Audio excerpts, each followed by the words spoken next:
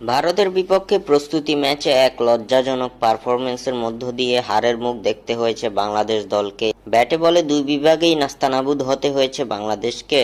এমন হারের পর এবার আরও এক বড় দুঃসংবাদ বয়ে এলো টাইগার শিবিরে। বিশ্বকাপে নিজেদের যাত্রা শুরু করার আগেই ধাক্কা খেল বাংলাদেশ দল। ভারতের বিপক্ষের প্রস্তুতি ম্যাচে চোটে পড়ে মাঠ ছাড়েন টাইগার পেসার শরীফুল ইসলাম। বাংলাদেশের বোলিং ইনিংসের শেষ ওভার করতে আসেন শরীফুল। এ সময় হার্দিক পান্ডিয়ার মারা শট ঠেকাতে গিয়ে চরমভাবে আঘাত পান শরীফুল। সঙ্গে সঙ্গে ফিজিও এসে মাঠের বাইরে নিয়ে যাওয়া হয় তাকে। এরপর জানা গেছে শরীফুলের হাতে লেগেছে 6টি সেলাই, যার কারণে বিশ্বকাপে বাংলাদেশের প্রথম ম্যাচে শরীফুলকে পাওয়া নিয়ে তৈরি হয়েছে শঙ্কা। শরীফুলের চোটের সর্বশেষ অবস্থা জানিয়েছেন বাংলাদেশ দলের চিকিৎসক দেবাশিস চৌধুরী।